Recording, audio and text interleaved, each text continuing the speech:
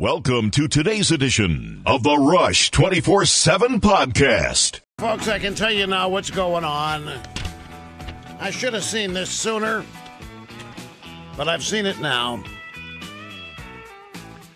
The chief financial officer of the Trump Organization, Alan Weisselberg, has just been granted immunity. In case. All of these cases are taking place where, ladies and gentlemen? Robert Mueller has handed most of this stuff off. This all is happening where? New York. If you noticed, some of this stuff today is being handled by the Manhattan DA, Cyrus Vance, the 4th or the 5th or whatever. It's one of the Cyrus Vances. And when they start passing this on a federal SD in New York is one thing, but when they turn a lot of this over to the state of New York or the city of Manhattan, counting to Manhattan, that changes everything. Now, from sunny South Florida, it's Open Line Friday. And I'll tell you why. All of these New York charges are being done so that Trump cannot pardon these people. The president does not have pardon power over state convictions. Governors do. The president can pardon anybody on a federal crime. Greetings and welcome, Rush Limbaugh, and excuse me, still Open Line Friday. We've got 3 big hours here to wrap up the busy broadcast week. And again, the phone number is 800-282-2882. The email address, lrushbo@eibnet.us. So this is now, they're making a beeline for Trump's tax returns. They're making a when they give the CFO of the Trump Organization, this guy was hired by Trump's dad. That is how long this guy has been there. And when you give somebody immunity like this, they have to pipe up. I mean, they have to speak up. And who knows what the probe is here? They're telling us that all of this is related to Cohen and campaign finance, but the CFO of the entire Trump Organization is probably going to have more knowledge than just the things Cohen's been involved in. If you recall, the Democrats and the drive-bys have been mad as they can be and frustrated as they can be the fact Trump has not turned over his tax returns. Released them. Every president running for president in the modern era has done so. Trump has not. And this has frosted them left and right. They believe that Trump's tax returns have some key information that would allow them to get rid of Trump. At two things. One, they believe that Trump's tax returns will show that the Trump Organization owes Russia quite a debt, that the Trump Organization's been in and out of financial trouble, and that over the years, Russia, Vladimir Putin, various Russian oligarchs and banks have supported and bankrolled Trump during these downtimes. That's what they believe. They are hell-bent to find out. The second thing is, and I forget the year of this, but it's not recent. It happened many, many moons ago. Donald Trump took a tax deduction of nearly $1 billion that was permitted. He did a write-off in the, I think, $800 or $900 million range, and it was permitted. It was allowed. There has not been an audit overturning it. Now, these people, meaning Mueller and all these investigators and the Democrats and the media, all think that there's something very odd about that and would love to find out what that was all about. And if they could somehow get a judgment via an audit that that massive deduction actually should not be allowed, should be reversed. Well, I think this is 20 years ago. The penalties and interest on that would wipe out the Trump Organization. Which is when I don't remember when I said this to you. I don't remember when I first mentioned it. But it was after Mueller was hired, so it's been in the last 13 months. I said, if they find a way into the Trump organization, that's where they want to go. That's what their real objective in all of this is. That's where they think, because remember, one thing has not changed. Getting rid of Donald Trump is it. It doesn't matter. It doesn't matter why. It doesn't matter how. It doesn't matter the pretext. Just getting rid of him is all that matters. If they have to ruin Ivanka, if they have to ruin Jared, if they have to ruin Don Jr. and Eric, so what? They'll do it. That's what this is all about. But when I saw today that Cyrus Vance has some of these cases, that's the Manhattan DA, these are non-pardonable crimes. President cannot pardon things that happen in state courts or that are state crimes, only federal. So he does have pardon power over what might happen, the SDNY, with Manafort and Cohen. But now going and get the Trump Organization CFO and wherever else that's going to lead is another squeezing of the vice to take away a tool Trump has, the pardon, that would make all these people who have been granted immunity rest a little easier. Now, there's a story that, let's see, this is at the Hill.com. Look at this headline: Spiro Agnew lawyer. Trump should resign to keep Mueller from prosecuting his family. Martin London, a lawyer who represented Spiro Agnew, said that Trump should resign from office to keep federal prosecutors from prosecuting his family. He said, look, it's only going to get worse. And he said, look, we don't know 10% what Mueller has. We don't have any idea what Mueller has been amassing.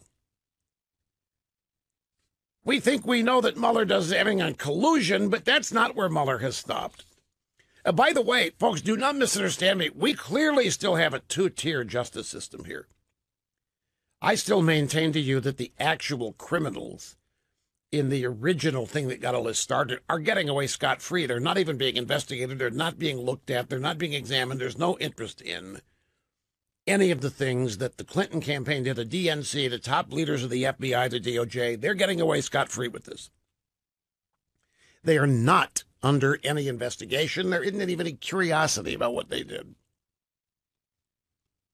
What they did apparently is perfectly fine because it's oriented and focused on the one objective that all of inside Washington has, and that is getting rid of Donald Trump, overturning the results of the 2016 election. So this Spiro Agnew lawyer, he says, look, we already have everybody, the rats are leaving the ship. He's lost Richard Gates. He's lost Papadopoulos, meaning Trump.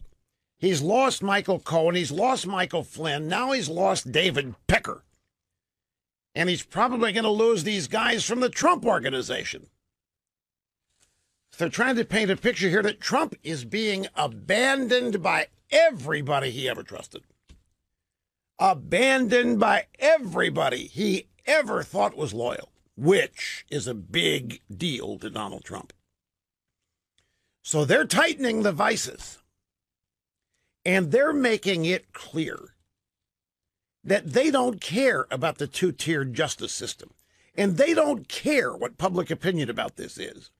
And they haven't the slightest concern over the damage to the Department of Justice that might happen, or to the system of law. They obviously have no concern over what they are doing to our election system.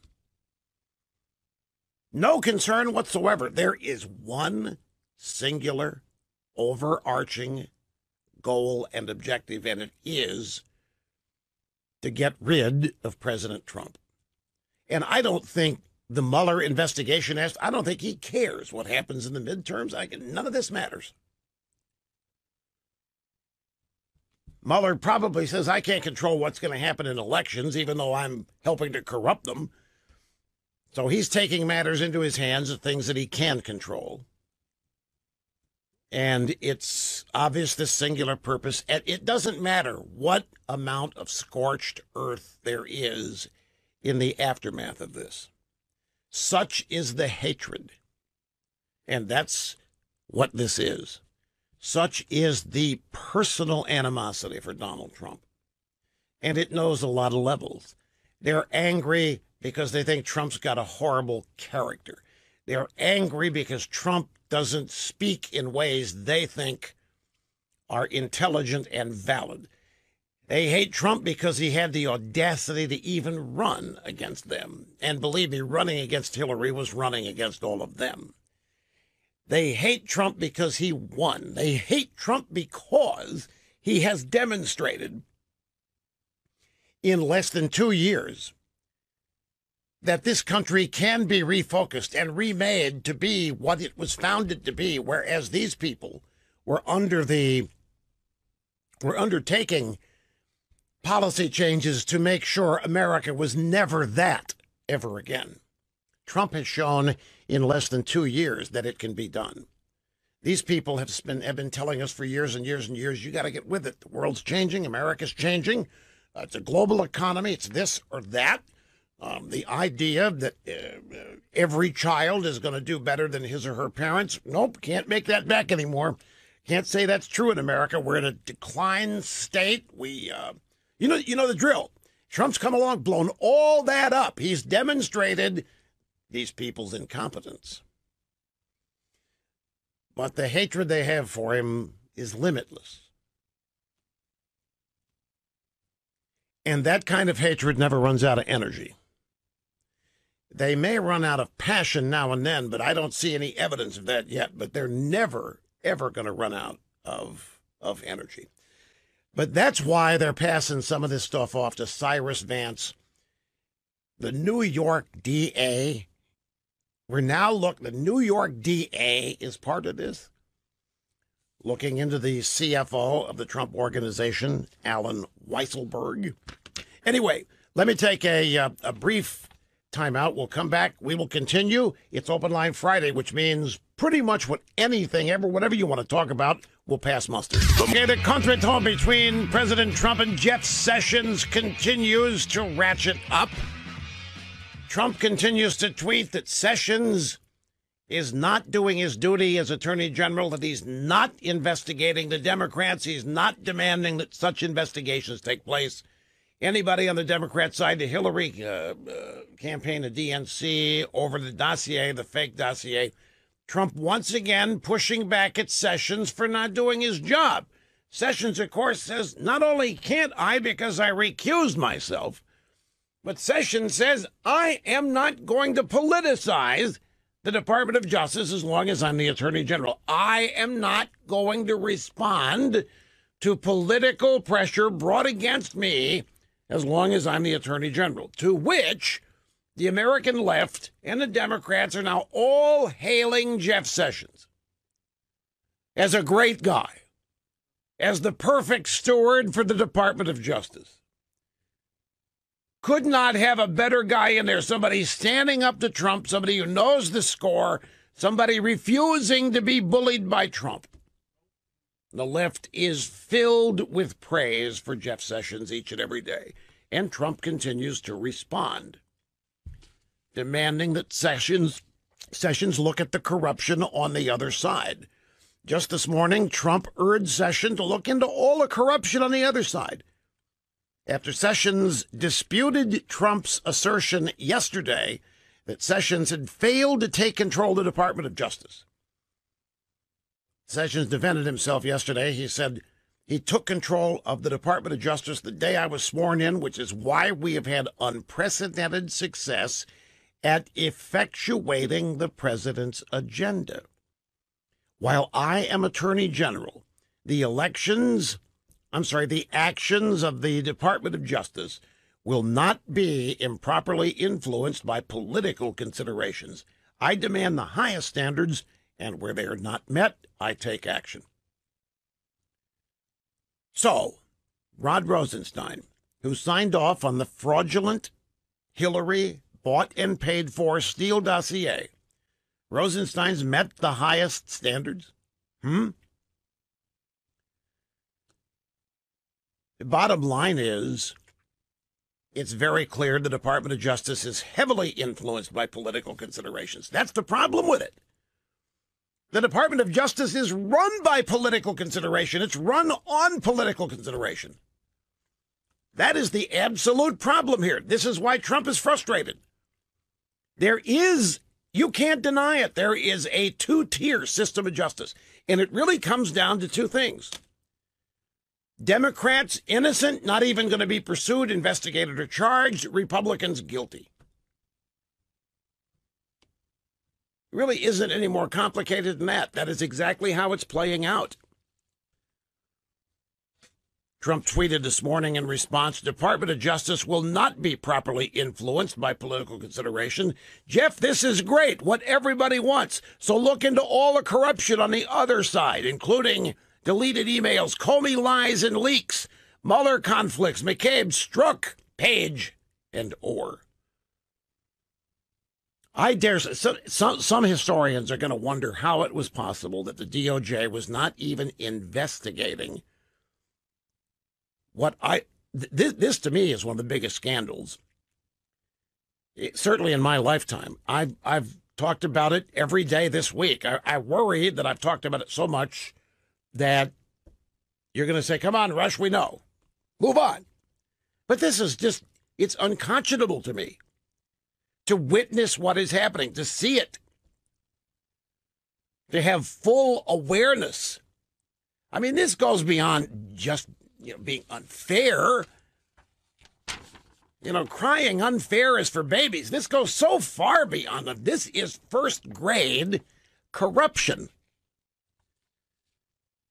It really is when the known crimes, and even if you don't want to say known, when activity that is so highly suspicious is not even being looked at, but instead being covered up. While at the same time, no evidence of any Trump-Russia collusion has been found. And so rather than wrap up the investigation, what happens? They broaden it. It's not by accident that Rosenstein didn't spell out a crime when giving Mueller this job. DOJ guidelines require a crime be specified to investigate. There wasn't one here. Perfectly clear why. Because the mandate is get Trump. The mandate is do whatever it takes to force Donald Trump out of office, pure and simple. While everybody thinks this investigation was to find evidence the Russians colluded, somehow affected the election, when no such evidence was found, you shut it down. But no. In some ways, you might say this thing hadn't even started yet. And I remember all of these times in the past month where Rudy's been running around saying, oh, yeah, we're going to have this wrapped up 1st September. Oh, yeah, they're almost done. Mueller, we're going to get this done certainly by the end of August, 1st September. And look, I'm sitting there scratching my head. Where's the evidence that this is anywhere near over? We still had, at the last time it was speculated that we're going to have Mueller wrapping up by August 1st. He still has and it then became September 1st, still has another Manafort trial to go. Next month, doesn't start till next month in Washington.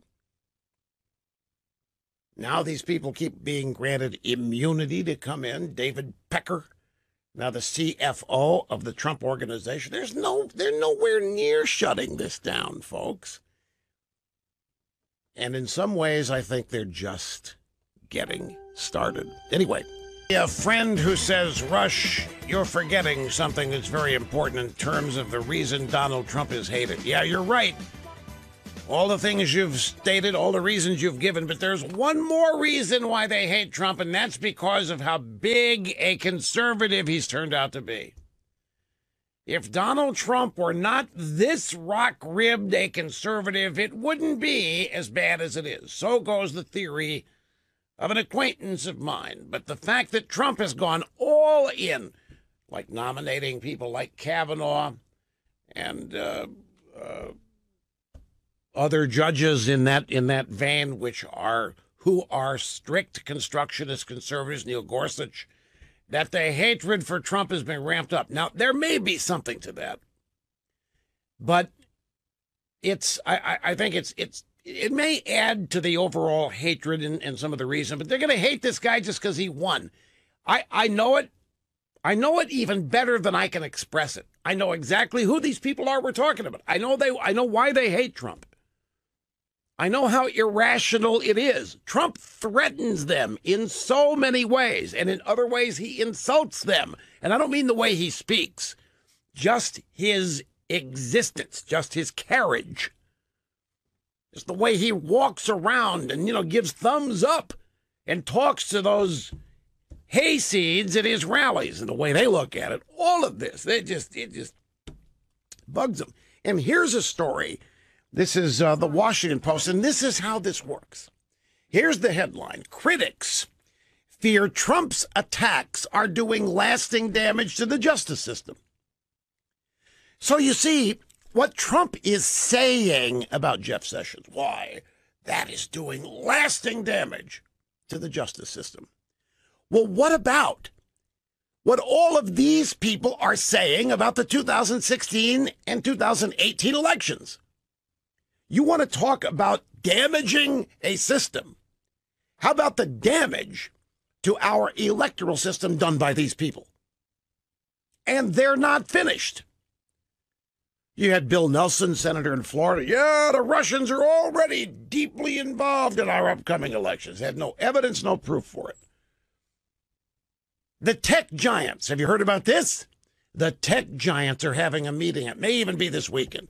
We're talking Facebook, Twitter, Snapchat, Instant Chat, Up Yours Chat. They're all getting together in San Francisco to decide what they can do to manage this election coming up. Meaning, what can they do to keep further Russian involvement out of it? No, that's not what it really means. Is how can we make sure that conservatism is limited on our forums? How can we make sure that Republican and conservative candidates do not find ways to use our platforms to win elections? That's what they're having meetings about. You want to talk about damaging systems? Donald Trump's words about Jeff Sessions and the DOJ are doing nothing compared to what actual people in the FBI and the DOJ have already done to it. It is, without question, that the Department of Justice has been corrupted, that it has been politicized. It's been politicized in favor of liberal Democrats. So have our electoral systems been tainted for I don't know how long now. And they continue to do that each and every day by worrying about the Russian impact on the upcoming elections. The tech giants now having emergency meetings to figure out how to keep, quote unquote, the Russians from having any more influence on elections like they did in 2016. And there isn't any. Mr. Rosenstein himself. Hey, Greg or Joe, I know we've used this soundbite. I think we've used it. It may just be something that I read in a newspaper story quoting Rosenstein. But he said during the last announced Mueller indictments of the 13 to 12 Russians, so this is some weeks ago now, but he made it plain at the end of this, long after people had stopped listening. He made this point long after all of the indictments had been announced and all the law breaking had been announced. He made it plain that the actions, in fact, he said no one indicted to date. There is no evidence that anyone indicted has changed a single vote. There is no evidence or allegation in these indictments that the outcome of any election has been altered. That is truth.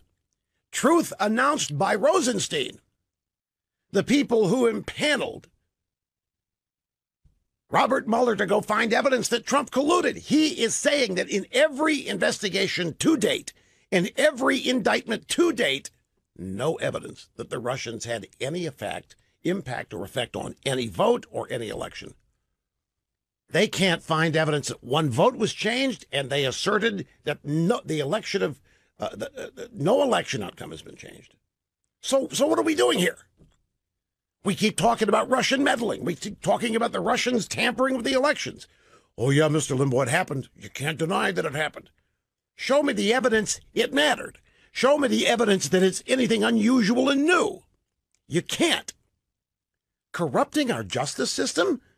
Trump's attacks are doing lasting damage to the justice system?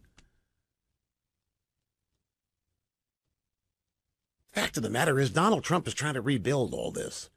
Fact of the matter is, Donald Trump is trying to recapture an American greatness and reinstitute it, re-implement it, and create its own inertia so American greatness continues to happen on its own. Donald Trump is a victim of a corrupt Justice Department. Donald Trump and his campaign are clearly victims of a justice system that's already damaged. And there's no question about that. And everybody involved on the pursuing Trump side knows all of this, and it doesn't matter.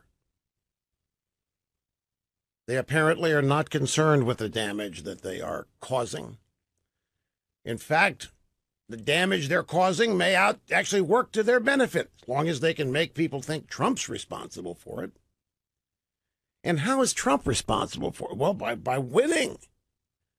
By having somebody with as dubious a character, some rascal like this, somebody so unpresidential in charge of these institutions. It's horrible. It's horrible. That's what they want to get as many people believing as they can.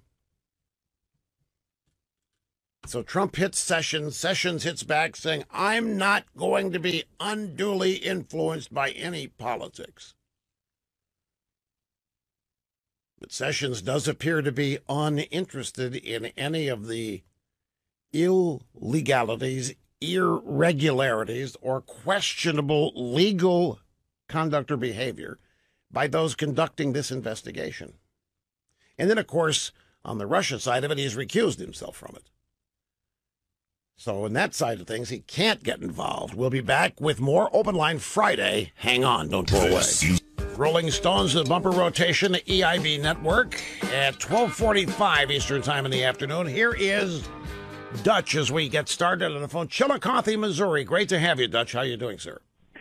I'm just grateful to be able to talk to you today, Mr. Limbaugh. Thank you, sir, very much. It's great to have you here. Thank you. Well, you already covered Mr. Sessions somewhat, and the thought and question I had in my mind. From the very beginning, when he recused himself of this whole investigation, and I think that was all related, this recusal was related to Hillary Clinton. I think from my perspective, he stepped aside and said, go at it, boys. And that's what I've been seeing all along because... Wait. Sessions stepped aside and said, go at it, boys, to who? Well, to Mueller and his team. Oh. Yes, sir. I mean, that's just to me... Are you suggesting that Sessions has never been actually on Trump's side in this? Is that what you mean to say? That's what I'm saying. That's what you're saying. It's a pretty bold statement. I mean, Sessions has been... he was the first U.S. senator to endorse Trump. The first two guys in the House to endorse Trump are under indictment. They're going to go to jail. Duncan Hunter and some guy in New York. I'm not kidding. The first two members of the House to endorse Donald Trump have just been indicted and are of financial irregularities, insider trading, and Dustin is accused of using campaign funds for personal expenses. Yes. Personal fun, like vacations to Italy and Duncan Hunter, that kind of thing. Sessions has not been prosecuted, obviously, because he's not, in your mind, he's not helping Trump. Well, it seemed quite clear to me. This statement he made about the politics, being involved in all this, he stepping back from that. This whole thing has been nothing but political. If he can't see that, and a dummy like me, a diplomat like me from flyover... Now, he may see it. Look, I know Senator Sessions. I don't know him well. I've had a couple of opportunities to talk with him, and more than just Hey, how you doing? Great to see you. I've interviewed him for the Limbaugh letter. I've talked to him for an hour. And I can tell you this much about him. He looks at the law and the Department of Justice as sacrosanct. And it kind of reminds me of my grandfather in a way, who had such reverence for the law that he would not do or tolerate anything that tainted it. He would not do anything that tainted it or showed disrespect. When others did, Sessions is watching other people taint and sully the Department of Justice. He's not going to do that himself, but I think that he holds it in great reverence, and I think he views the job here as one of caretaker. He is the caretaker. It is his turn to be the steward of the Department of Justice. He doesn't look at it the way Eric Holder. Eric Holder described himself as Obama's wingman. Remember that? And everybody applauded it. Well, Trump has wanted a wingman over there. And when it became known that's what Trump wanted, what did they do? You can't politicize the Department of Justice, you buffoon. It's not there to defend you. The Department of Justice and the Attorney General is not your lawyer. You idiot, you buffoon, you embarrassment. That's what they said to Trump. When Eric Holder is out there saying that he's Obama's wingman, they're going, right on, dude, right on. Keep it up. Do what you can to protect Obama. We have so many double standards, it's impossible to even keep track of them. But as far as Sessions is concerned, and look, I don't know him well enough to say with ontological certitude here, so I need some flexibility to be wrong. But I think he looks at this as a stewardship of a great institution. And under his watch, all it's going to be is a great center of justice and law. And it isn't going to be politicized by him, which... Now, George W. Bush was the exact same way about the presidency. How did that manifest itself? George W. Bush refused. There was politics all around him. People were politicizing the presidency for decades before he got it. They were politicizing his role as president. There were never-ending criticisms. What did he say? I'm not going to take this office down to the level of the gutter by responding to it. So George W. Bush viewed himself as a steward and a guardian of a precious, unique thing, the presidency of the United States. And by his own actions, he wasn't going to sully it. I think we're looking at the exact same type of thinking with Jeff Sessions. When other people do it, well, that's their problem. And to the extent that he can stop it from happening, he will. So when Donald Trump tells him, why don't you go after the sleaze bags over there? Sessions will say, this department will not be politicized and respond favorably to such requests. Meanwhile, there's all kinds of corruption and politicization already going on that he doesn't seem interested in stopping. But at least he isn't doing it.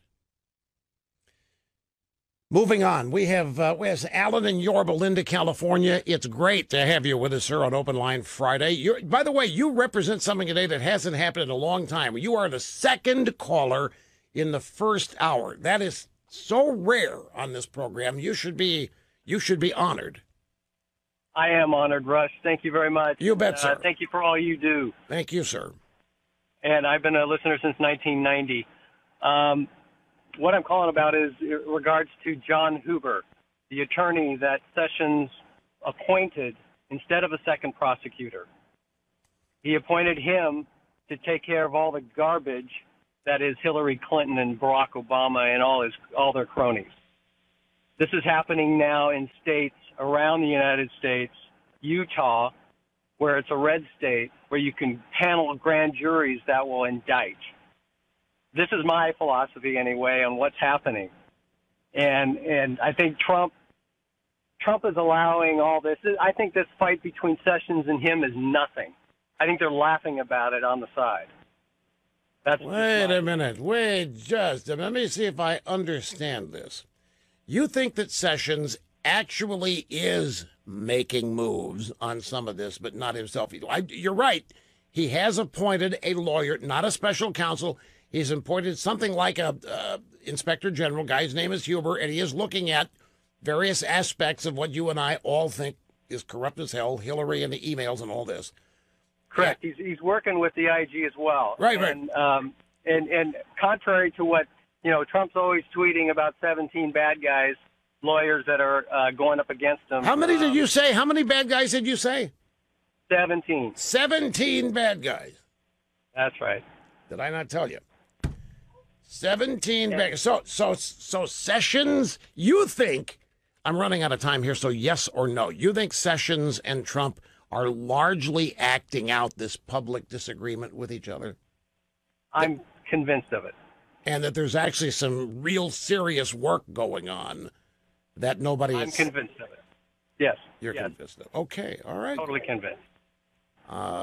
Totally convinced. Well, okay, well... I could say more, but I know you're up against a break. But, well, I really am. I'm up against a break. In fact, I have to take it. 13th of this year. This is Rod Rosenstein press conference at the Department of Justice. Listen.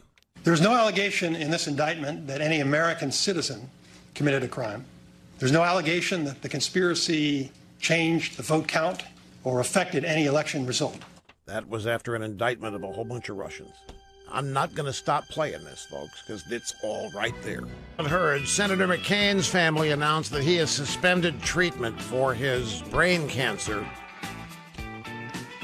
And that carries its own obvious meaning. So in many places, the eulogies for Senator McCain have begun, but CNN is having trouble letting go of the fact that the Trump chief financial officer's been granted immunity. They don't quite know which one to focus on. From sunny South Florida, it's Open Line Friday. Yes, sir, Bob. It's part of the fastest 3 hours in media, hosted by me, Rush Limbaugh, your guiding light, the epitome of morality and virtue and the way things ought to be. Open Line Friday means that you can talk about pretty much whatever you want to talk about. The telephone number is 800-282-2882. You want to send an email, lrushbo@eibnet.us. I want to expand a little bit on our last caller. He kind of got short shrift. And that guy represents something very unique. He was the second caller in the first hour. I don't know when the last time we had a second caller in the first hour was. And his theory is that this business of Trump going back and forth with Sessions is all for show. He believes that Sessions is actually working behind the scenes to bring some of these bad actors on the Democrat side to justice. And he's right when he says that Sessions has appointed an investigator to work with the inspector general. And there is an IG report going on. There is an inspection of the FISA warrant process and the dossier. That is happening. We're not going to have any results of that anywhere near having any impact on the upcoming election. So for all intents and purposes, that's so far down the road, we haven't the slightest clue what ultimately will be said.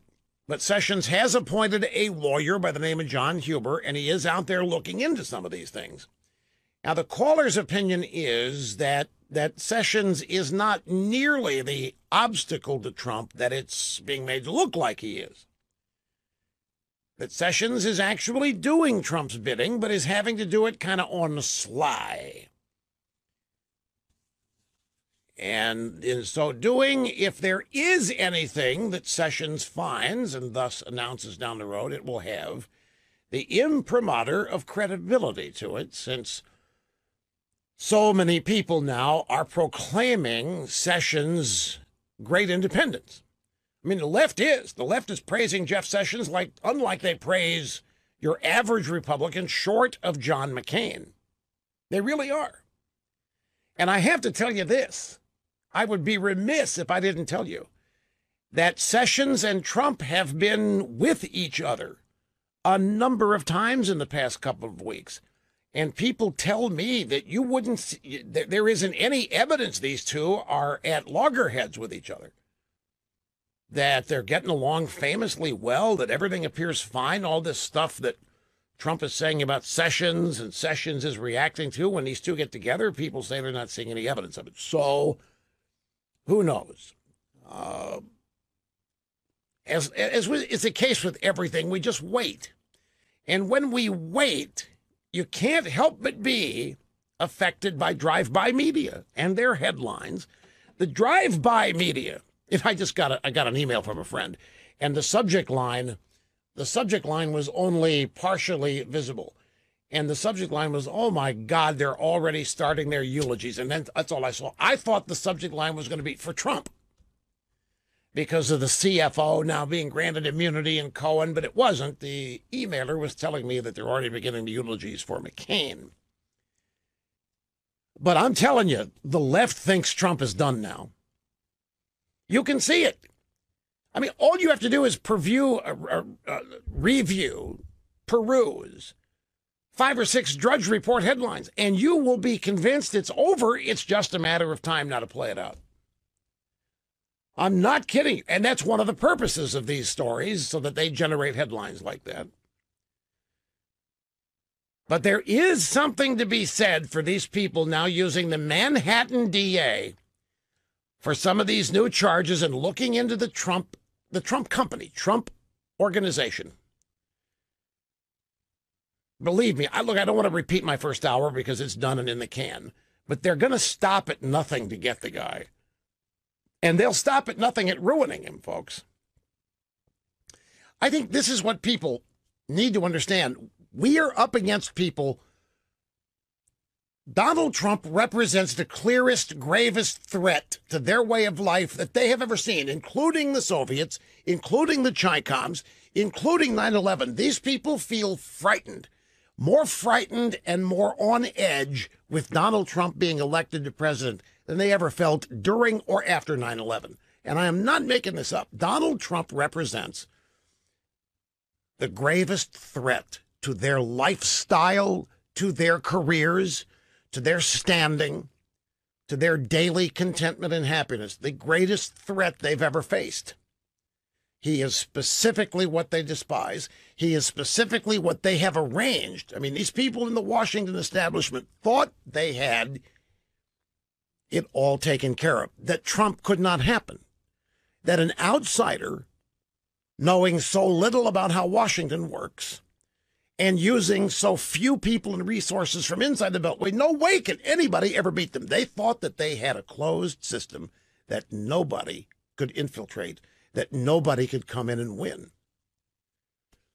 It's just the NFL owners. The NFL owners and the people that finance them and all this, they've got a system, and there's no way somebody they don't want is going to end up in the NFL. It's the same thing with any highfalutin club. One of the first things they do is to take steps to make sure the people they do not want in do not get in. And they try to handle every quirk they can imagine. They never dreamed Donald Trump would run for president. Well, they might have dreamed it, but they never thought it would be real. They always thought it'd be a publicity stunt. They never thought he would win. The fact that he did and upended somebody they think could not lose, they haven't been normal since. They haven't been of sound mind since. They have been singularly focused on taking care of this threat. This is no different than having something could literally destroy you, find its way into your house. You would stop everything to get it out. I don't care what it is. If it was a sand flea, if a giant bear found its way into you would, and if you can't leave, I mean, these people can't leave the establishment. They've got to stay there. They have got to get rid of whatever gets in there. And that's what's going on. And if they have to destroy his business, if they have to destroy his family, individually, if they have to destroy him, they will do it, and they will not give it a second thought. Self-preservation, number one. Number two, making sure that nobody else ever tries it. Now, go back and grab me soundbite 20. I don't want anybody to ever forget this. I keep harping on, to me, this is big. This is where I would not be qualified as a journalist in drive-by media, because to me, this is the only story that's worth anything on the day, July 13th. And this little 11-second soundbite, to me, is everything. And the drive-bys, of course, they didn't even report it. They didn't comment on it. They didn't amplify it. They didn't even acknowledge it. It's Rod Rosenstein. On July 13th, Rosenstein announced the indictment of 12 more Russians. And the indictments are very detailed about how they attempted to get into various computer networks, Democrat National Committee, and all this other stuff. Now, these indictments were pure PR because the people indicted are never going to be served. They're never going to be extradited. They're never going to be in court. These charges are never going to be tested.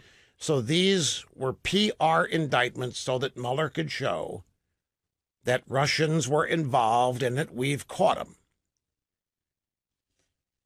And Rod Rosenstein, after announcing all the details and the names of the Russians, said this. There's no allegation in this indictment that any American citizen committed a crime. There's no allegation that the conspiracy changed the vote count or affected any election result. How is that not the news of the day when you figure what is this all about? All of this that we're having to endure here started under the premise the Russians cheated.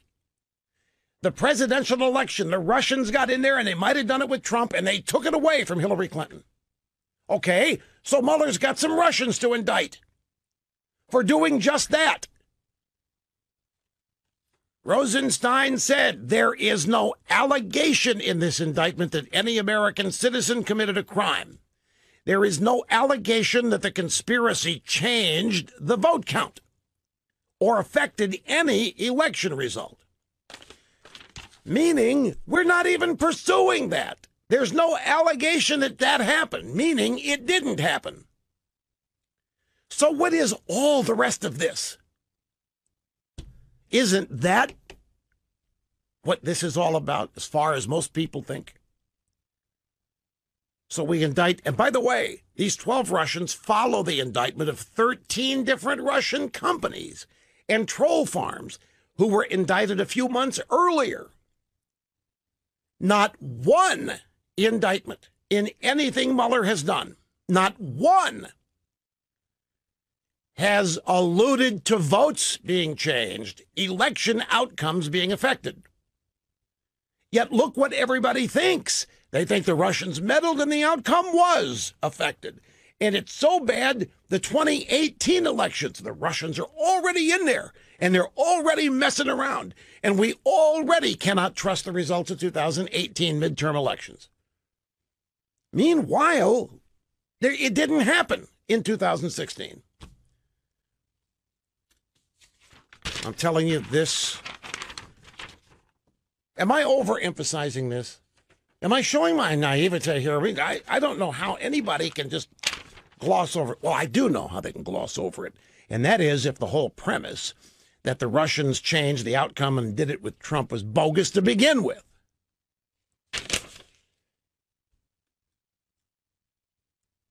Ladies and gentlemen, I'm still maintaining my stack of stuff here chronicling the descent into madness and insanity of the American left and their outfits, their political brethren in the Democrat Party.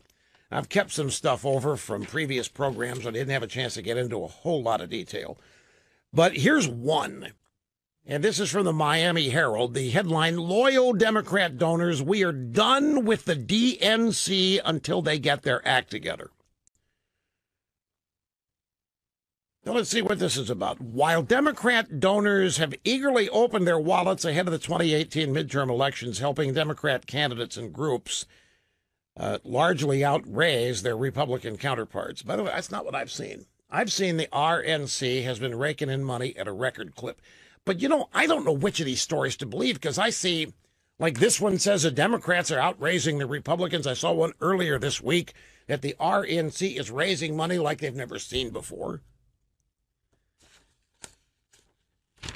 So I don't really know what the truth is. But the purpose of this story is that some rank and file Democrats have gotten fed up with what is becoming to the Democrat Party.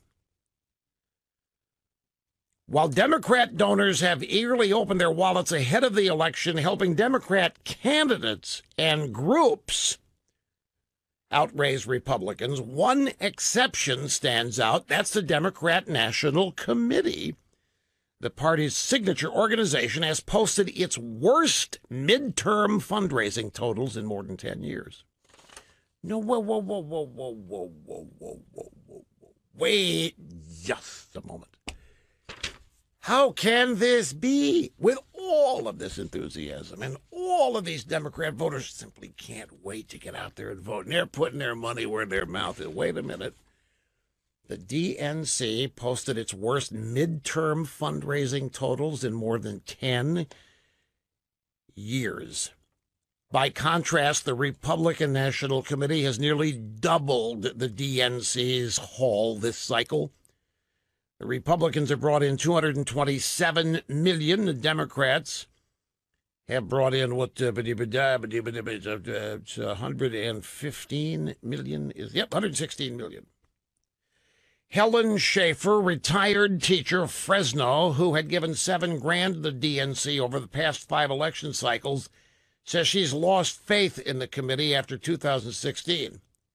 So she's giving money to liberal groups, but she's not giving it to the DNC.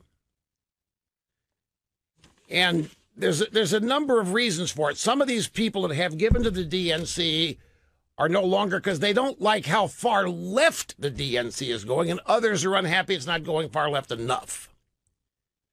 But here's the point I want to put on the table.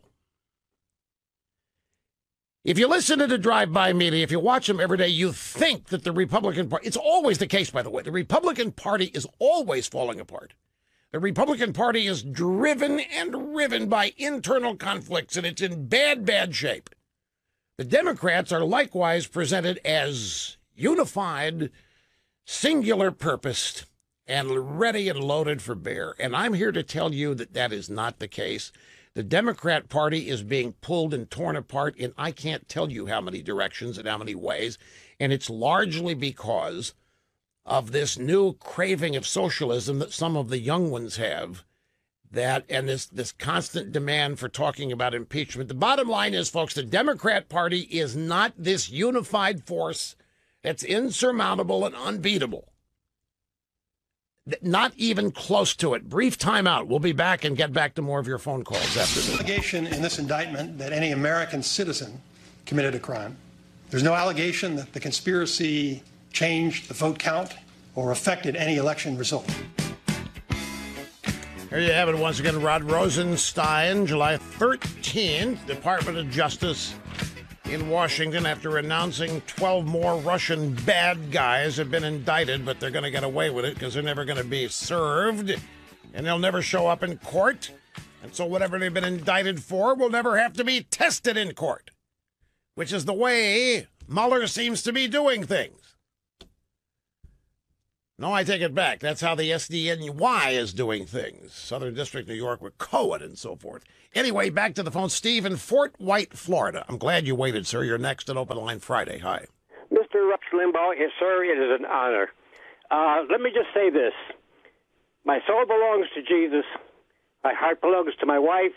My mind belongs to you. Well, I'm glad to be in the club. You know, if Trump fires somebody, no matter who it is, it's going to be a firestorm. So let's get the ball rolling. Let's go ahead and light that fire.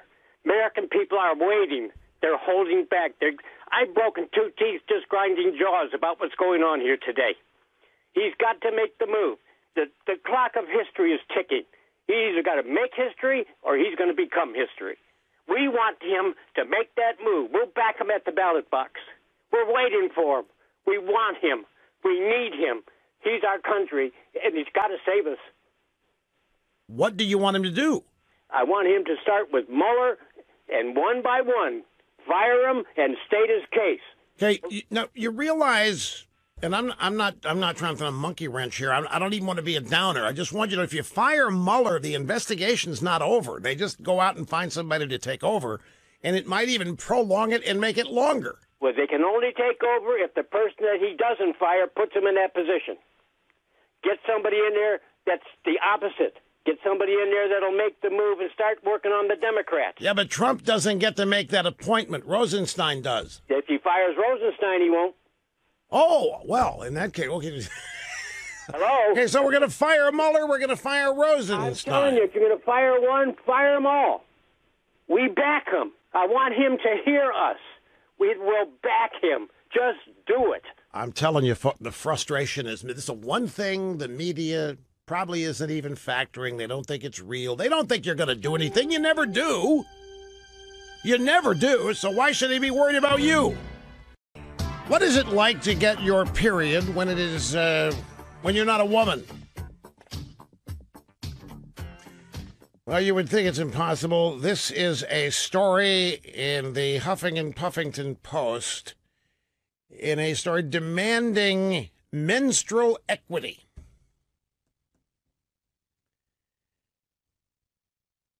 The Huffington Puffington Post says what it's like to get your period when you're not a woman. This week, a guest writer for the Huffington Puffington Post, Cass Bliss, who obviously isn't, detailed what it's like to get your period when you're not a woman.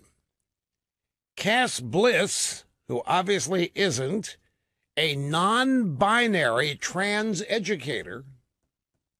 We're talking about 1/10 of 1% of the population here, right? And you notice how mainstream it's become on the left. Cass Bliss, a non-binary trans educator. I was just going to ask if anybody over there on the other side of the glass knows what a non-binary trans educator is. Well, trans is transgender. Non-binary means you don't go both ways. So a non-binary trans educator, well, if we're talking about menstrual equity, we have to be talking about the front hole, right? Which we also learned about earlier this week. The lower front hole as opposed to the upper front hole. Not to be confused with the rear hole or the front stick, which we also learned about today or this week as we're now expanding our horizons and broadening our minds when it comes to transgenderism. Anyway, this story, what it's like to get your period when you're not a woman, went viral. She's even got a hashtag. Are you ready for this? Hashtag bleeding while trans. The Bleeding While Trans campaign in 2017 to prove the biologically impossible claim that men have periods too. The activist Cass Bliss recently created a music video discussing the struggles of having your period while not identifying as a woman in a quest for menstrual equality. You know, I remember, you folks, you people, I hope some of you remember this.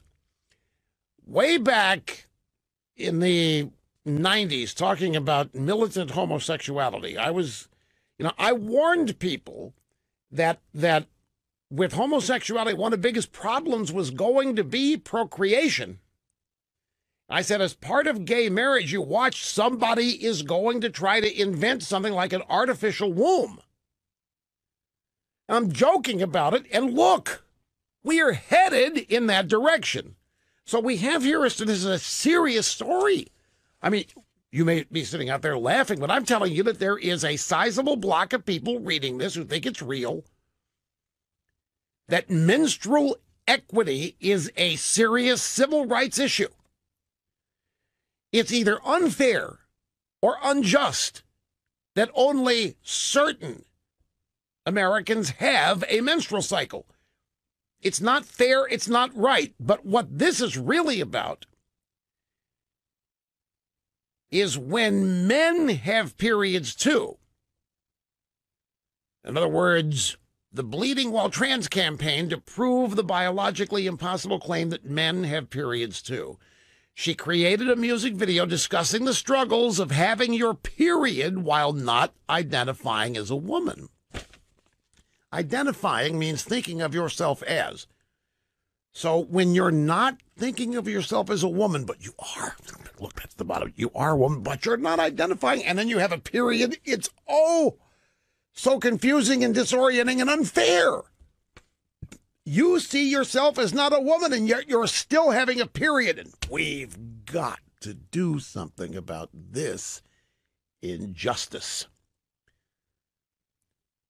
So we have to come up with menstrual equity.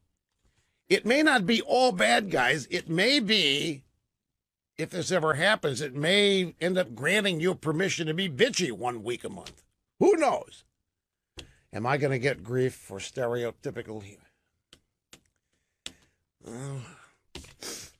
I'm sorry, just sharing my reactions as we all learn about this together. For example, the doctors, I'm sorry, I skipped a line.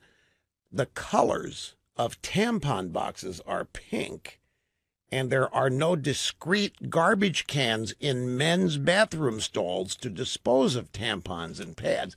Again, another outward sign of the injustice and the discrimination of our patriarchal cis culture. And things can't be right until men have periods as well, and until there are tampon boxes in discrete garbage cans in men's room at the gas station. Cass Bliss says, I am a non-binary trans menstruator.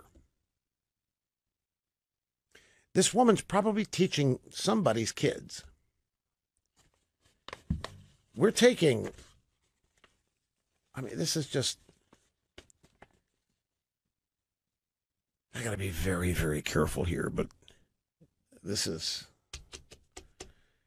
let me just quote. I mean, it may be all I need to do is to quote here.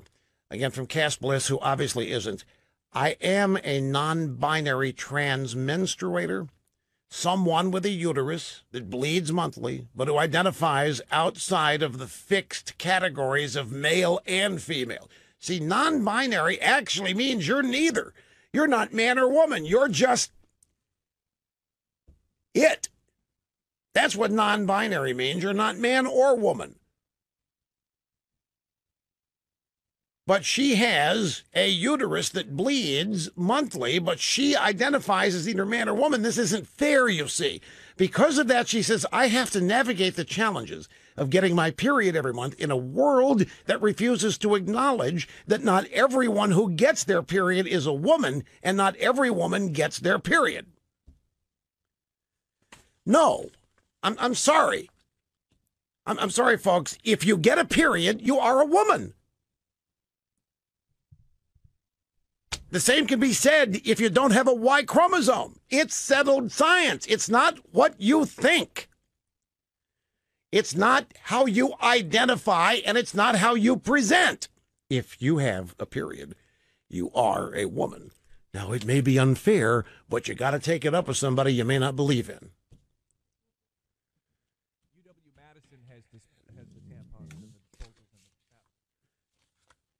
No kidding. University of Wisconsin-Madison? Yes, they have tampon disposal, pink tampon disposal boxes in the restrooms, the men's restrooms, University of Madison. Okay, well, then she could go there. See, there is some place progressive enough to recognize that men can have periods and use tampons in the men's room. What's it? You're exactly. Real men cannot have periods. Exactly right. Real men cannot have periods, and only real women can. Now, I'm telling you, do you realize how I just stepped in it by just using the word real there? Do you realize how I am now going to become the focus of anger and rage among people in this community? But you're right. Real men cannot get a period. Real men cannot get pregnant. Real men don't have a uterus or a womb. And I have just become one of the most controversial figures in American pop culture by making those statements in such absolute form. But Mr. Snerdley was getting confused, and I had to set him straight. There's enough confusion out there without this kind of thing adding to it. And now moving on, ladies and gentlemen, Miami Hurricane football team. I mentioned this earlier, but I didn't get into the details. But we're into the stack here that demonstrates the descent to madness and insanity of the American left. Miami Hurricanes. Now, this football team, traditionally, this football team has been so good and so tough that many think that it could have beaten the Cleveland Browns the last 2 years. It was that good. The arrest records rival anything in the Cincinnati Bengals organization. These guys are not to mess with, the Miami Hurricanes. But they have now had a significant uniform change in the upcoming season. They're going to wear eco-friendly uniforms made from ocean garbage.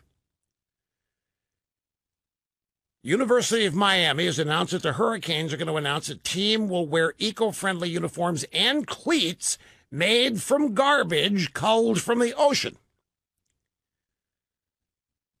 The jerseys made from ocean garbage will be made by Adidas.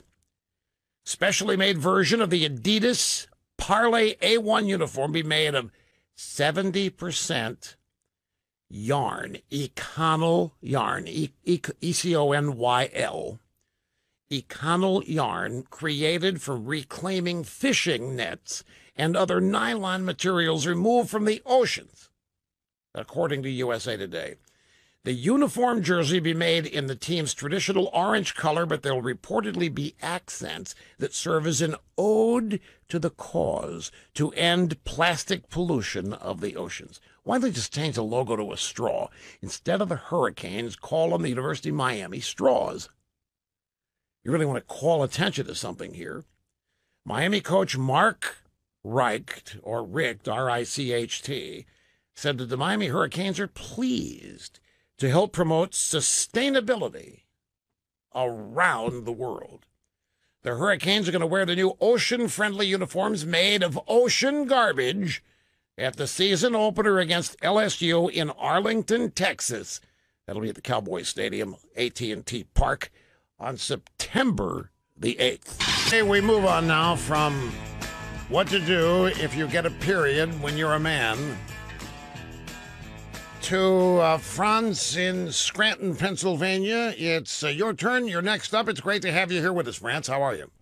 Mega dittos from Luzerne County, which carried the president to victory. Thank you, sir. I'd like to quickly shout out to my father, Jonathan, who's sitting in the car listening to you right now, smoking a cigar.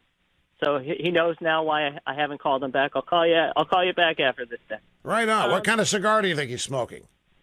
He likes Monte Cristos, but he'll smoke anything. He's a connoisseur, but at this point, right. But he's not a snob about it. No. Exactly During right. 8 years of Obama, he smoked anything he could get. Okay, cool. But I want to say this, Rush. Last week I was having dinner. I ran into Senator Bob Casey. Now, we're hoping that Senator Bob Casey gets term limited and we get great Lou Barletta in there. But my point was, I didn't go over to him. We disagree politically. I didn't go over to him. I didn't bother him. I didn't argue with him, didn't anything. The liberals want to fight with you over everything. I made one Twitter thing about seeing him, and I got barraged by people saying how wrong I was to say where he was and this and that. Well, anyway, and I was called a racist and all those other things, which I get tired of. Well, are you? Are you one? Oh, yeah, I'm a racist. Well, we just have to make sure here. I'm just asking. Don't be. I know you're not, but no. You never know. No, exactly. No, it's one of those things where you're called into question because you're a Republican. Now, I also want to say the biggest lie that has been told by the Democrats or the liberals, is that only Republicans voted for the president. It took Republicans. It took Democrats. It took independents to vote for the president. They ignore. Look, I'm sure some men who have periods voted for Trump, too. I mean, I don't think there were... all boundaries were crossed. But look, let me go back to you said you saw Governor Casey and you didn't even think about going up and harassing him and so forth, whereas the Democrats do this. But here's do you expect, and don't misunderstand the tone of my voice. I'm trying to understand why that's a big deal. Are you expecting like a gold star for not harassing him when they harass us? Why is that an important point to make? I think it's an important point to make that Republicans want you to live your life. Even if you're in public service, they want you to enjoy a dinner. They want you to enjoy your life. The politics is for a debate forum, but not for torturing somebody like Sarah Sanders. She can't even go out to dinner. And by the way, happy birthday to Governor Huckabee today. My other thing I want to tell you, that's the thing. We want you to live your life. We don't want you to infringe on our life, and we don't want to infringe on your life. A debate forum is where it is. A call or an open town hall, fine. You could have those debates. Let me tell you something about this. Can I ask your age? I am 48. 48, okay. Well, nothing, there's no good or bad about it. I'm just curious because I have found, and I don't want to talk you out of this. Don't misunderstand, but the younger people are, the more inclined they are to think that if the liberals just got to know us and if they just realize that we really want them to enjoy life and have fun, they wouldn't hate us so much. I used to think that. I used to think if they just got past all these cliches about me, that they wouldn't say these horrible things. They don't want to have a different view of conservatism. They don't want to have a different or even true view of conservatism. They're not interested in understanding you. They simply don't want you around. They don't want you to exist. They don't want to have to listen to you no matter what you think or say. They will bully you and intimidate you as much as they have to get you to shut up, to get you to stop going out in public. We're dealing with genuine Stalinist-type authoritarians who think the purpose of power is to tell other people how to live. I can't tell you the number of times I have offered, I'll do it again now, Mr. Zuckerberg or Mr. Brin or Mr. Page at Google. I will go anywhere. I'll meet you for as long as it takes to help you properly understand conservatism. I've offered this over the course of my career. I have yet to be taken up on it. I never will be taken up on it. They don't want to know that you want them to be happy. They don't care about any. This is why they are not to be made accommodations with. They are to be defeated. They are to be kept in the minority at all times. That's the lesson to learn about Unstoppable. this. Fastest 3 hours in media, Open Line Friday. We've already been through 2 of them, but we've got 1 more to go. And as always, we make the most of it. Hang on. We'll be right back. Be so blunt, folks, but there's no way that you're going to be able to convince people so filled with hate to like you, to love you. Doesn't matter how many times, how much time you take trying to tell them who you really are when they hate you to begin with. And remember what Obama told all these people. October 23rd, 2010, Obama says, punish your enemies. Get in their face. If they bring a knife, bring a gun, or whatever. You know the drill. And now, from sunny South Florida, it's Open Line Friday. But hey, I'll offer to do it again here. Facebook and Twitter and Google and I don't know, Apple, I don't think they're part of it, but the social media sites, these tech leaders. Let me get the story here. Oh, by the way, something else happened out there that is right exactly what I told you yesterday is going to happen. I've got to get to that right now. Hang on. Tech giants meeting today to discuss countermeasures to election disinformation campaigns. And this story is all over the tech blogs that I read, and they are digging it. They are lapping it up. They are loving it.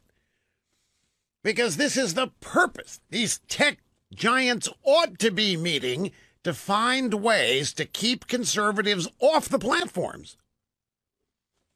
That's exactly what they think tech leaders should be doing. Folks, they hate us. And by the way, nobody's born hating. That has to be taught. That has to be instilled. And it has been. These kids, these lives, I think it's primarily happening via education, but in some cases it may happen in the home. More than a dozen tech giants are meeting today to discuss countermeasures for state-sponsored disinformation campaigns on their platforms during the run-up to the 2018 midterm elections. BuzzFeed has the details.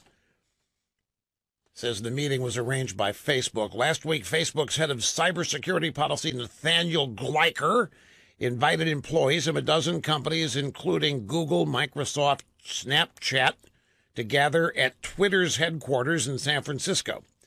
The meeting will have a three-part agenda. Each company presents the work they have been doing to counter information operations. All this means is how to keep conservatism off the platforms. Disguised as how to keep the Russians out. See, the Russians and conservatives are all the same. Russians helping Trump is the same as Russians helping Republicans or conservatives. Each company presents the work they have been doing to counter information operations, a discussion period for problems that each company faces in this quest, and a talk about whether such a meeting should become a regular occurrence.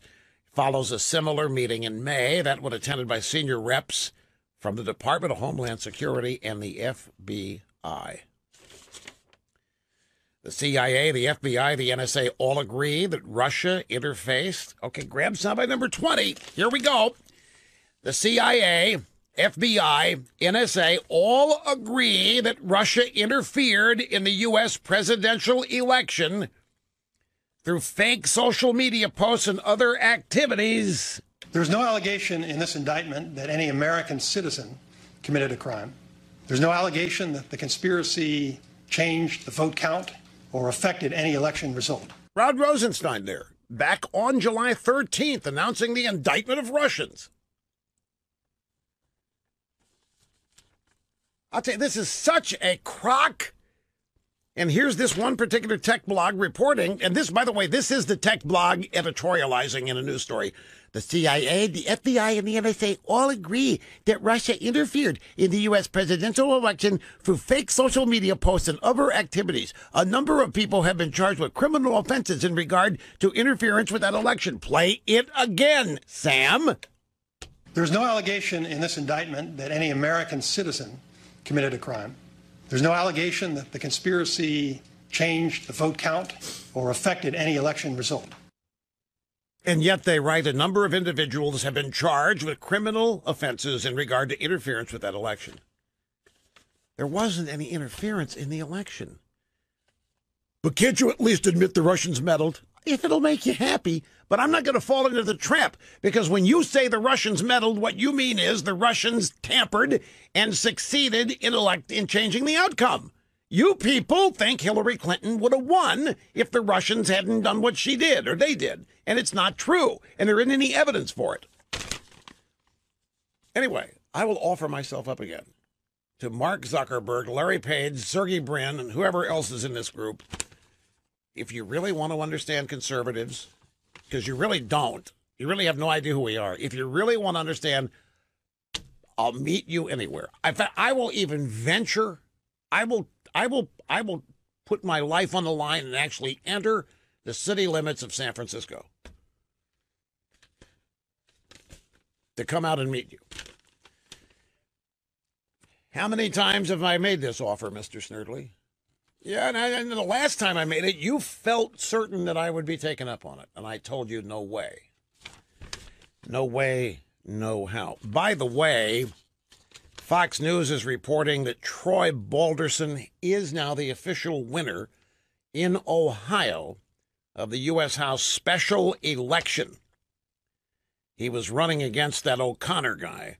And remember, it was very, very close, and they had, I guess, think of a recount, but it was just 18 minutes ago that Fox News published the headline, and it says, details to come. Ohio GOP State Senator Troy Balderson wins U.S. House special election. This is the race. It's replacing a retiring House member, and this race will be rerun again in November. This just determines who has the seat until November. So these same two guys will be running the same race again in the midterms in November. Do you remember yesterday, ladies and gentlemen, that I introduced to you the new concept of corporate gun control? For those of you who were not here yesterday, let me briefly run through this. The left has figured out that it is impossible at the present time to actually get rid of the Second Amendment. It is not going to be successful to use the government to confiscate weapons. They have made the judgment that going after people's guns using the power of government or the efforts to eliminate the Second Amendment will fail. And so they are employing new tactics, and they're not advertising this. They're not bragging about it. They're not discussing it. They're not beating their chests when it succeeds. And the name corporate gun control is it doesn't mean that it is all exclusively corporate strategy and behavior. It's just to distinguish it from government. They've given up on the idea of using government to get rid of guns, to find them and confiscate them, to get rid of the Second Amendment, and instead they're using the private sector to do it. The way they are doing it, and the reason why it's being called corporate, is that participating CEOs will take their companies out of business relationships with any entities that support the Second Amendment or donate money to the NRA, have firearms training classes.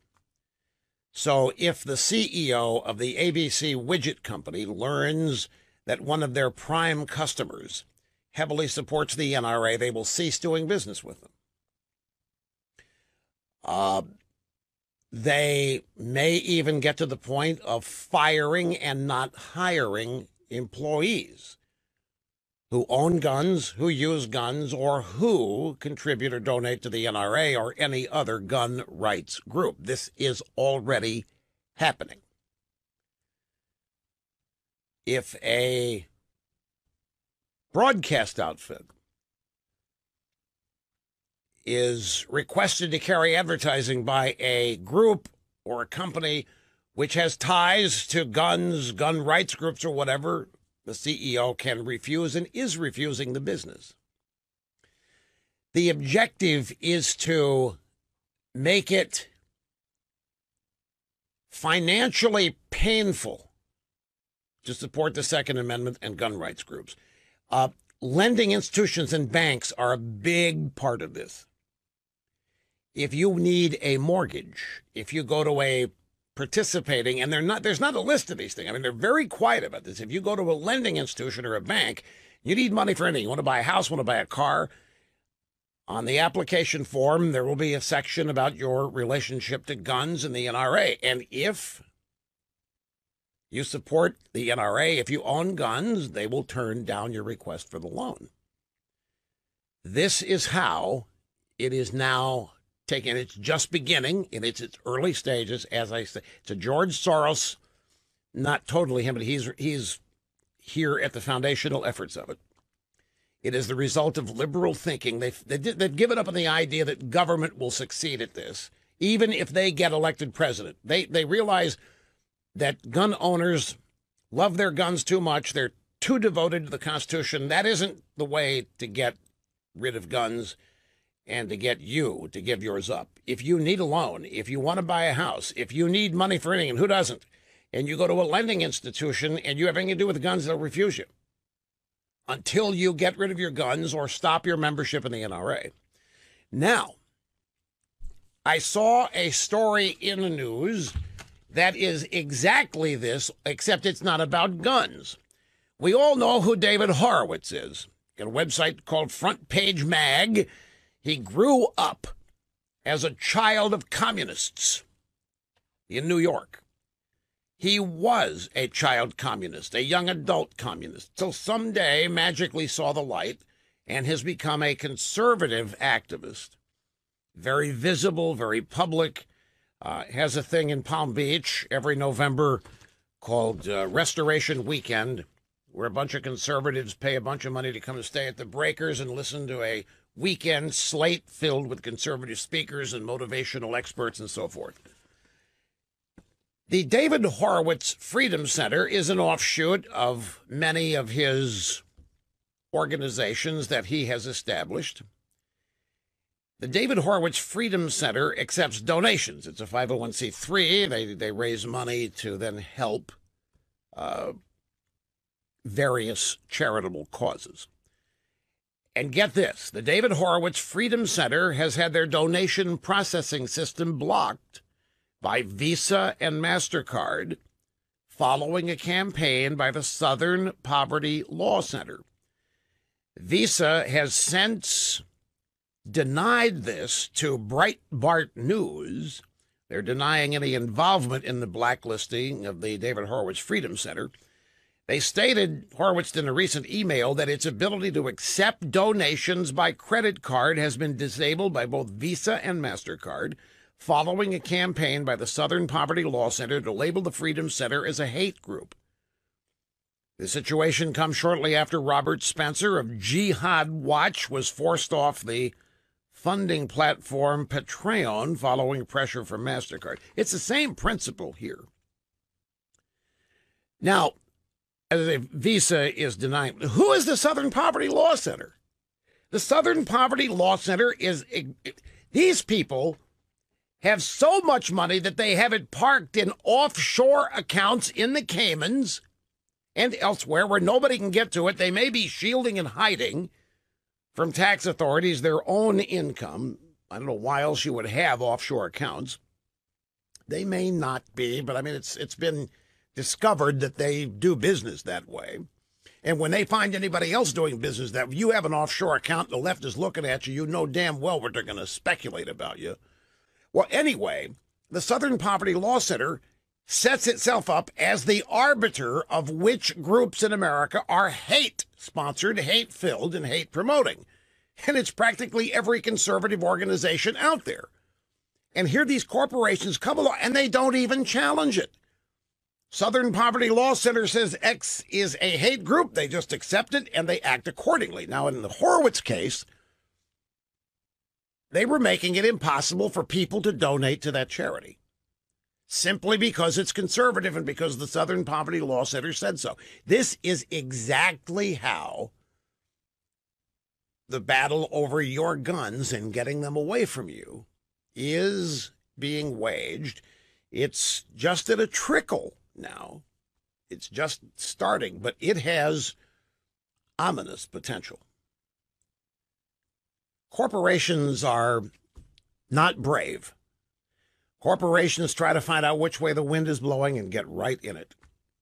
They don't want to buck trends. They don't want to be against the wind. And they want to be perceived as hip. So climate change, they're all in. Whether they believe it or not, they want people to think they do. And it's leftist causes that they even get bullied into supporting.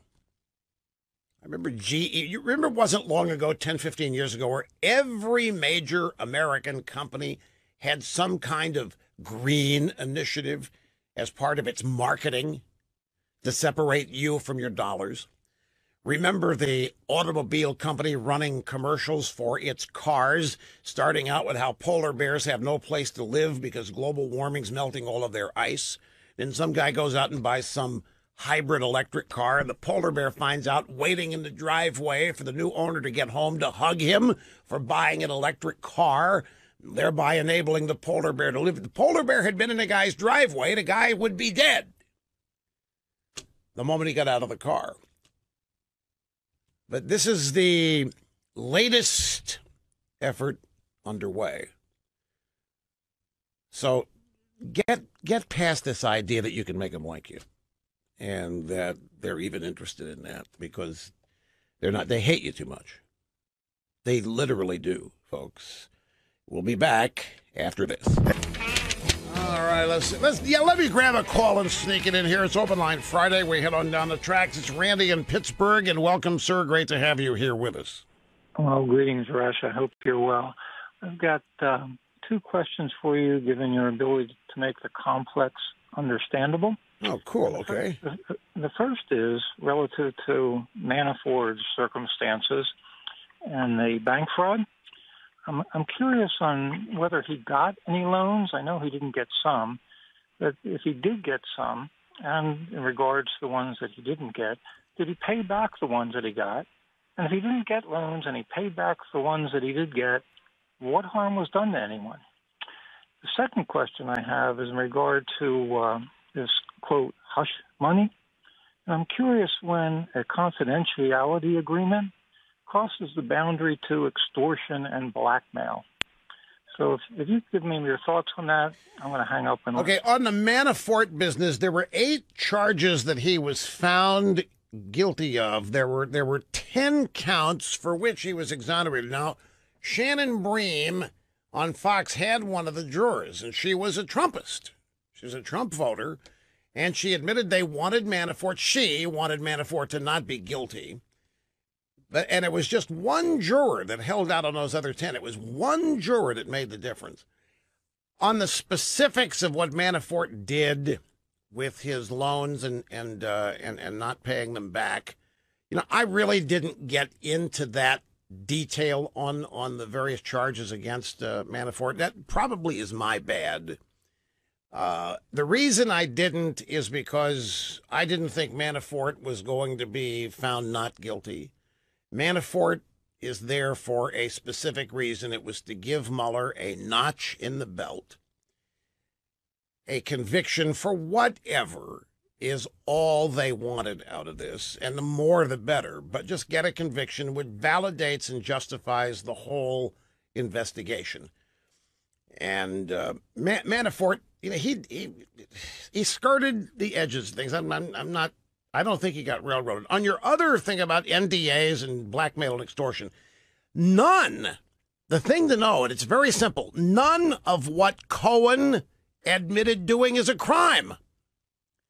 The reason is that Trump, as the candidate, can donate any amount to his own campaign that he wants.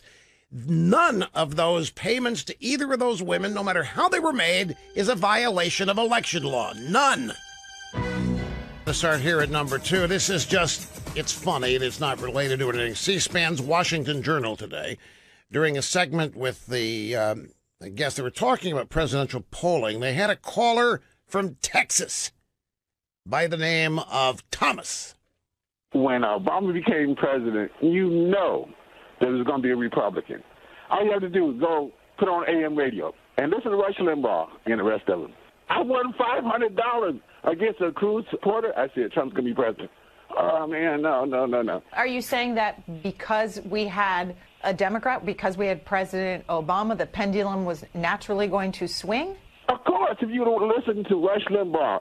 I mean, from the birthday case to Rush Limbaugh, and as soon as they took the FCC fairness law out, all kind of accusations. Well, Hillary's a criminal. It started way long before that. Well, this guy, the point of this is as soon as Trump ran, this guy knew that he was going to be elected because I was going to support him.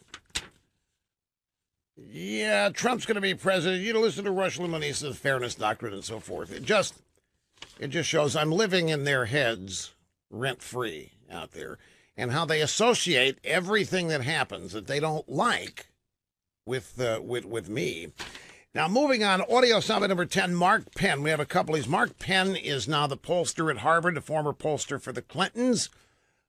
He's been writing some very, very smart stuff on the special counsel attacks investigation into Trump. He was on with Maria Bartiromo today on the Fox Business Network.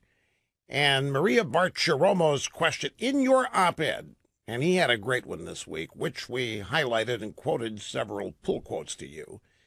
In your op-ed, you wrote this: contrast what's going on here with the treatment of millions of dollars paid to a Democrat law firm, that'd be Perkins Coie, which in turn paid out money to a political research firm, Fusion GPS, and the British spy Christopher Steele, without listing them on any campaign expenditure form, and yet no prosecutorial raids have been sprung on the law firm or on Fusion GPS or on Steele. The reason? It doesn't get to Trump. And all of this is about getting to Trump. So tell us, Mark, what you see is happening here. What I see is that associates of Trump are being targeted, and they're taking unrelated issues to try to force them, and I think in the Code case, to plead to things that I don't even think are crimes. Whether or not these non-disclosure agreements were sought are personal expenses. This was litigated in the Edwards case. It was ruled by the FEC. We went through an entire year with President Clinton in impeachment over similar matters. The country rejects this. And at the same time, if one were really concerned about FEC reports suddenly raising them up to criminal prosecutions, one would be concerned about the millions of dollars that went to the law firm and was not disclosed that it went to sponsor the dossier, which was an important matter in the election. Translate what he's saying is, look at the real criminality that occurred out there, including campaign finance violations left and right, with Hillary paying for the dossier and hiding the money, having it run as a cutout through the law firm, Fusion GPS 2, and then having all of that used as legitimate intelligence, supposedly, in order to get a warrant to spy on the Republican campaign, where no investigation of the Democrat campaign has taken place at all. So he's talking here about the two-tier justice system that we have. He's right on about it. Maria Bartiromo next said, we want to see some honesty in these investigations, and that's why it's important to point these things out. But it's just gotten so political, Mark. You don't just launch an investigation when there's no evidence. You don't wiretap somebody for no reason because you don't like the guy. Now, look, the importance of this question, when she says you don't launch an investigation when there's no evidence, that's exactly what they did, but it gets worse. They launch an investigation telling everybody it's to find collusion by the Russians. It helped Hillary lose the election, right? They look at that for a year, and they don't find anything. There is no evidence. So what do? Well, you would think they shut it down, and they write a report saying, sorry, we can't find any evidence. As Rosenstein has said over and over, none of their investigations have discovered any vote being changed, the outcome of any election being affected. Nothing happened. Shut it down. They didn't. Now they're literally trying to destroy Donald Trump. And now going into his business and using the state of New York to do it means whoever ends up getting caught in this cannot be pardoned. That's why that's why Mueller is handing off so much of this to New York. Because whatever they convict anybody there, Trump cannot pardon them. And that means that it's going to be much easier to flip them, because that's the only route they're going to have to escape any kind of serious punishment or what have you. Like the CFO of the Trump organization, who was hired by Trump's dad, has now been given immunity. This guy cannot be pardoned if, well, he's gotten immunity, so he won't be guilty of anything. So I have a question for you. A serious question. There's no doubt what this is about now. This is about destroying Donald Trump and the Trump organization. This is about wiping Donald Trump out financially. They can't get Donald Trump on collusion with Russians, so they're going to get Donald Trump on having the audacity to do what he did, run for president and win. And the way they're going to do it, they're not going to stop looking, and they're not going to stop turning over stones until they find somebody, whoever, that says, yeah, Trump shouldn't have got that tax. Yeah, Trump paid these people under the table. Yeah, Trump did this. When? Back in 1997. When? Back in 2002. Anything recent? Well, no, but it doesn't matter. They're not going to stop till they get somebody saying this stuff. And it won't matter if they find somebody that offers contradictory evidence. That person will never be allowed to be heard from. None of this is ever going to get to court. So here's the question, folks. What do you think Donald Trump would do if I'm right, and if the objective here is to ruin him and the Trump organization? And if you wipe out the Trump organization, I mean financially wipe it out, what have you also done? You've wiped out his children. You've wiped out his grandchildren. You've wiped him out. You have taken away and destroyed and ruined whatever has been built. There's no there anymore. Would Trump allow that to happen? Allow the attempt? Would he continue to stay in office and continue to implement his agenda to make America great again and then try to win re-election in 2020? Or would he resign to save the futures of his children and grandchildren? Those are not the only two options. I think Trump will have more at his disposal than just those two options. But that's what they're trying to make him think about. I have no doubt. And it is personal. It is not criminal, and it's not civil. It's personal. These people despise Donald Trump, and they are not hiding that. And it's people that Mueller has hired to be his investigators. It may be Mueller personally. I think it's Comey personally. I think Strokes, Merck, and all these other people literally personally hate Trump because if he ran for office and won. I think it's personal, deeply, darkly personal. I think all these analysts on TV that can't keep their composure hate Donald Trump. I think the conservative never-Trumpers personally despise Donald Trump. They would never sit around and watch themselves be targeted like this. They would never sit around and applaud their friends being targeted like this, but they will help it along with it, Trump. And it's just because it really is not complicated. He's an outsider. They don't like the way he talks. They don't like the way he makes fun of them. They don't like the way he mocks them. They think that he is a pockmark on the presidency. But what would he do, do you think, if those eventually become the options that he faces? Quick timeout. We will be back with more in a moment. There's only one college, one university in America that I know of that's independent of government funding. That's Hillsdale College in Michigan. And a very, very good friend of mine's son is heading there today. One of the biggest, most exciting days was when their son got in. They toured a lot of different universities and colleges, and they really, really wanted Hillsdale, and they got in, and it all kicks off today. And they're just it was cool to see how excited they are about it. And they're starting up another school year this weekend to start a freshman orientation, which my buddy's kid is heading off to. They're proud to start another year being entirely self-sustained, and that's freedom, not dependent on a penny government money. So the government doesn't impact the curriculum or the school lunch program or whatever else that goes on there. Hillsdale is renowned for teaching the Constitution. You know, you won't find a single graduate from Hillsdale involved in any of the wackiness that makes up news of college graduates today in America. Solid people go in there, and more solid people come out of there. They go in as great citizens. They come out as better ones. They understand the Constitution. And, you know, Larry Arnn runs Hillsdale, and he believes, and I agree with him, that if just 30% of our population had a better understanding of the Constitution, we wouldn't be having nearly the problems that we've got.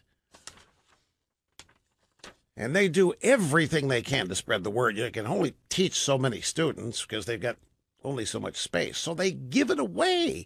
They offer online courses on the expertise they teach to anybody that wants to.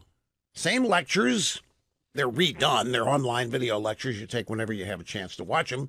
Usually 10 per course. You can take a test if you want to. Pretend you're a full-fledged student into this. But it's just ideal. They love teaching, and they really believe in what they teach. They find a way to get as much of their learning and their education into as many skulls full of mush all over this country as they can. They even publish a digest called Imprimis that is nothing but some of the greatest speeches given that you would otherwise never even know took place, much less hear.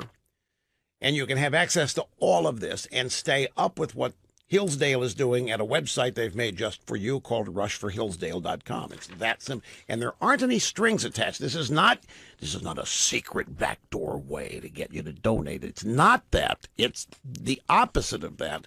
It's about them sharing their passion for America, the Constitution, and for teaching and learning. rushforhillsdale.com. Bruce in Nashville. You're next. Great to have you here, sir. Hi. Hello, Rush. Hey, I'm just calling to say thank you for recommending Simply Safe. Cool. How long have you had it? Maybe a month now, 4 or 5 weeks. My wife and I built our home a few years ago, and it's modest. It's nothing special, but it's ours. And at the time, we were getting close to being finished building it, and budget became a concern. And so we had to decide on what was really important and what to cut. And we ended up cutting the budget for the security system at the time. But here we are 11 years later, and our schedule's changed, and I'm traveling quite a bit recently and out of town. And my wife says, hey, I have a hard time sleeping when you're not in the house at night. I'm listening for noises and things like that. And so I said, well, let me look into it. And I'm a longtime listener, and so I looked up Simply Safe immediately and got into it, and I was telling her about the details. Without me even knowing it, she went online and ordered it. And she got in on some kind of special discounts that they had. They were running a special, and we got some extra options. And it came in a few days later in a box, and I said, what's the box on the porch? And she said, that's the new alarm system that you recommended. And I said, well, it was Rush that recommended it. And we unboxed that on a Sunday afternoon, and within 1 hour, had the entire thing up and running. So I was going to ask you if you did it yourself, and just tell me the truth. I've got a blind question. This will come back and haunt me forever. Were you intimidated by the installation process? None whatsoever. See, he could have said, yeah. He could have said, yeah, Rush, you really need other people. But you were able to do it yourself inside of an hour, because it is easy, isn't it? It's extremely easy. You plug in the base system to start out with, and it's like one of these, Alexa or one of those things where it speaks out to you with the speaker, and it tells you what to do. You get an owner's manual or an instruction manual where you can walk yourself through it by reading, but this base station tells you what to do. And when we got the door sensors and window sensors, which are the same thing, and then glass breakage and motion sensors, and each of them have a small little button. And when you press that button, the base station says, a front door recognized. Well, wow, that's all there is to it. And I think you have 72 hours to play around with the system before it goes live. And then it went live, and there's not been. We have a dog in the house. We have an 80-pound lab. Oh, and so it had special instructions on exactly how to set the motion sensors. And we've been living with this alarm system now for a month. And there's been not one false alarm due to the dog. There you go.